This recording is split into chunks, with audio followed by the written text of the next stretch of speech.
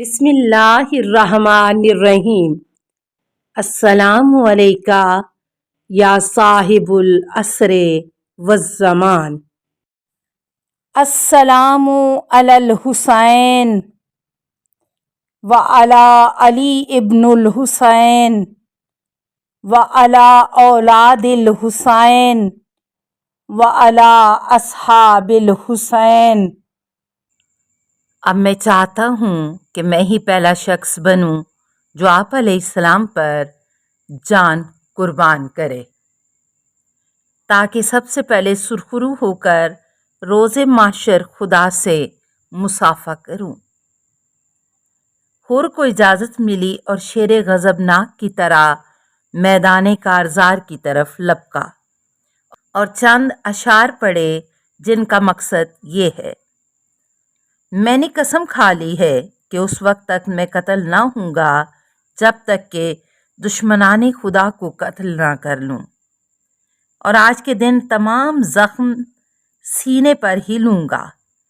میں ان کو تلوار شرر بار سے ناقابل اصلاح زخم لگاؤں گا، نہ ان کے قتل سے مجھے سستی لاحق ہوگی اور نہ ہراس۔ میں اپنے مولا حسین علیہ السلام کی حفاظت کی خاطر سب کچھ کروں گا۔ اس سے پہلے کوئی چیز مجھے نہیں روک سکتی اور نہ اس سلسلے میں مجھے کسی قیمت پر خریدا جا سکتا ہے۔ پس باد آصف اور برق خاطف کی طرح لشکر اعداء پر حملہ آور ہوا اور رجزیہ اشعار بھی پڑھتا تھا جن کا مقصد یہ تھا کہ میں وہ حور ہوں جو مہمانوں کی جائے پناہ تھا۔ میں تلوار سے تمہاری گردنیں اڑا دوں گا اور زمین مکہ و منا پر نازل ہونے والے لوگوں میں بہترین انسان کی طرفداری میں تمہیں تلوار کا ذائقہ چکھاؤں گا، اور اس میں کوئی مجھے خطرہ لاحق نہیں ہے۔ حور نے میدان کارزار میں وہ داد شجاعت دی کہ آزمودہ کاران حرب و ضرب کے حوصلے پست کر دیے اور اتنی شدت سے حملہ کیا کہ فوج اشقیاء پر جان کے لالے پڑ گئے۔ زخموں کی کثرت سے حور کے گھوڑے کی کنپٹیوں سے خون کی دھاریں جاری تھیں۔ کسی بدنہاد کو حور کے سامنے آنے کا یارانہ نہ تھا۔ حسین بن تمیم نے یزید بن سفیان نامی ایک شخص کو پکار کر کہا، دیکھ یہ وہی حور ہے جس کے قتل کی تیرے دل میں خواہش تھی، اب اس کے سامنے میدان میں کیوں نہیں جاتا؟ اس بے غیرت نے جوش کھا کر ہاں میں جواب دیا۔ جب حسین علیہ السلام کے لشکر میں حور کے ملنے کی اطلاع اس کو ملی تھی تو اس نے کہا تھا کہ اگر مجھے پتا ہوتا کہ حور حسین علیہ السلام کی فوج کی طرف جا رہا ہے تو ایک تیر سے اس کا کام تمام کر دیا ہوتا۔ حسین نے اب اس کو وہی بات یاد دلائی۔ پس یزید بن سفیان گھوڑا دوڑا کر حور کے مقابلے میں آیا اور کہا کہ اے حور، آیا مجھ سے لڑنے کی تجھے خواہش ہے؟ حور نے جواب دیا کہ ضرور۔ پس لڑائی شروع ہوئی تو حسین بن تمیم کہتا ہے کہ خدا کی قسم ایسا ہی معلوم ہوا کہ یزید بن سفیان کی موت حور کے ہاتھ میں تھی۔ پس چشم زدن میں ہی حور نے اس کو واصل جہنم کیا۔ ناسک سے منقول ہے کہ حور کی شجاعت سے عمر بن سعد گھبرا گیا۔ اس نے صفوان بن حنظلہ کو بلایا جو شجاعت و دلیری میں پورے لشکر میں شہرت رکھتا تھا، اور کہا کہ تجھے ہی حور کے مقابلے میں جانا چاہیے، لیکن پہلے اس کے غیظ و غضب کو اپنی نصیحت آمیز باتوں سے ٹھنڈا کرنا، اگر نہ مانے تو اس کے سر کو تن سے جدا کر دینا۔ عمر بن سعد کی یہ بات سن کر صفوان پورے ہتھیار لگا کر میدان میں حر کے سامنے پہنچا اور کہنے لگا، اے حر، تو نے ناسپاسی کی ہے کہ یزید خلیفہ کی اطاعت سے کنارہ کش ہو گیا ہے اور حسین علیہ السلام کے ساتھ جا ملے ہو۔ حر نے جواب دیا، اے صفوان، تو مجھے دانا معلوم ہوتا ہے، لیکن تعجب ہے کہ تو مجھے یہ کہتا ہے کہ حسین کو چھوڑ کر شرابی اور بدمعاش یزید کا طرفدار ہو جاؤں۔ صفوان نے غصے سے بھرپور ہو کر حر پر نیزے کا وار کیا۔ حر نے اس کا وار رد کر کے اس کی سینہ پرکینہ پر ایسا نیزہ مارا کہ اس کی پشت سے جا نکلا۔ صفوان کو مقتول دیکھ کر اس کے 3 بھائی شجاعت و شہامت میں سب ایک جیسے تھے، اپنے بھائی کی موت سے بدحواس ہو کر انتقام لینے کے لیے یک بارگی حملہ آور ہوئے۔ حر نے ان کے آتے ہی ایک کی کمر میں ہاتھ ڈالا اور اس کو گھوڑے کی زین سے کھینچ کر ایسے زور سے زمین پر مارا کہ اس کی ہڈیاں چور ہو گئیں اور رائے جہنم ہوا، اور دوسرے کو تلوار سے 2 ٹکڑے کر دیا، اور تیسرے نے بھاگنے میں ہی اپنی بھلائی سمجھی اور بچ نکلنے کی کوشش کی، لیکن حر نے سبقت کر کے اس کی پشت پر نیزہ مارا اور وہ بھی اپنے بھائیوں کے ساتھ دربان دوزخ کا مہمان جا ہوا۔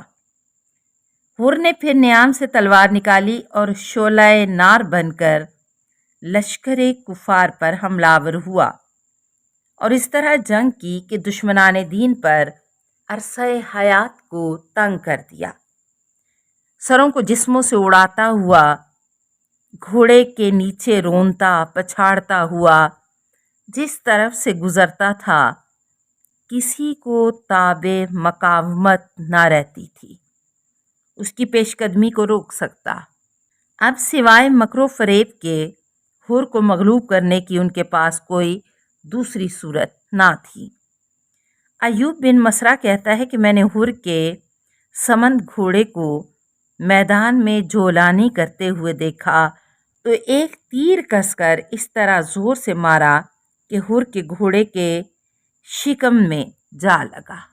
گھوڑا بیچو تاب کھا کر گرا تو حر بھی خانہ زین سے زمین پر جا پہنچا، لیکن فوراً جان سنبھال کر کھڑا ہو گیا اور کہنے لگا، ابھی شیر کے ہاتھ میں تلوار موجود ہے، اگر گھوڑے سے گر گیا ہوں تو پرواہ نہیں، کیونکہ نسب سے نہیں گرا ہوں۔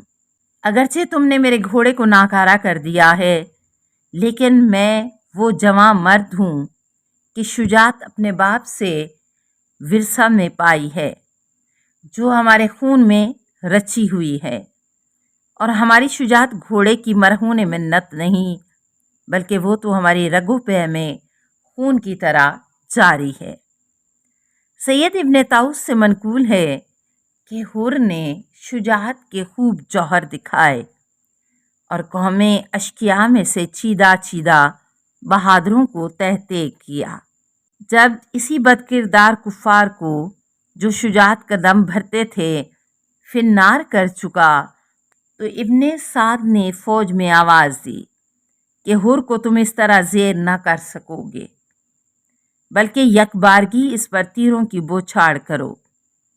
چنانچہ ہر طرف سے تیر اندازوں نے تیر بانی شروع کی اور حر کو اس قدر تیر لگے کہ کوئی جگہ جسم کی خالی نہ رہی۔ حر نے جب یہ دیکھا تو غیرت کے مارے آنکھوں سے آنسو نکلے اور پھر بھی لڑائی سے جی نہ ہارا۔ آخر کار تاب نہ لا کر زمین پر گرا۔ اصحاب حسین فوراً پہنچے اور حر کی لاش کو اٹھا لائے۔ امام پاک نے حر کے چہرے سے بنفس نفیس خون صاف کیا اور فرمایا، خدا کی قسم تیری ماں نے تیرا نام حر نہیں رکھا، بلکہ تو دنیا اور آخرت میں حر ہے۔ اور پھر حر کی لاش پر خوب روئے اور اس کے لیے استغفار بھی کیا، اور معصوم نے حر کے متعلق یہ اشعار بطور مرثیہ کے کہے، بہترین حر ہے حر بن ریاح، جو پے در پے نیزوں کے پڑنے پر صابر رہا۔ البتہ بہترین حر ہے جس نے حسین کو پکارا اور پہلے پہل اپنی جان کو قربان کیا۔ بہترین حر تھا موتوں کے غبار میں، جبکہ بہادروں کے دل کانپ جایا کرتے ہیں۔ بہترین حر تھا جبکہ حسین کی نصرت کی اور ہدایت و کامرانی پر فائز ہوا۔ اے پروردگار، جنت میں حر کو مہمان کر اور خوبصورت حوروں کو اس کی زوجیت عطا کر۔ السلام علیکہ یا صاحب العصر والزمان، الامان الامان الامان من فتن الزمان۔ السلام علیکہ یا خلیفۃ الرحمن، السلام علیکہ یا امام الانس والجان، السلام علیکہ یا مظہر الایمان، السلام علیکہ یا شریک القرآن، السلام علیکہ یا قاطع البرہان، السلام علیکہ یا امام زماننا ھذا اجل اللہ فرجک وسہل اللہ مخرجک وظہورک۔ السلام علیکہ ورحمۃ اللہ۔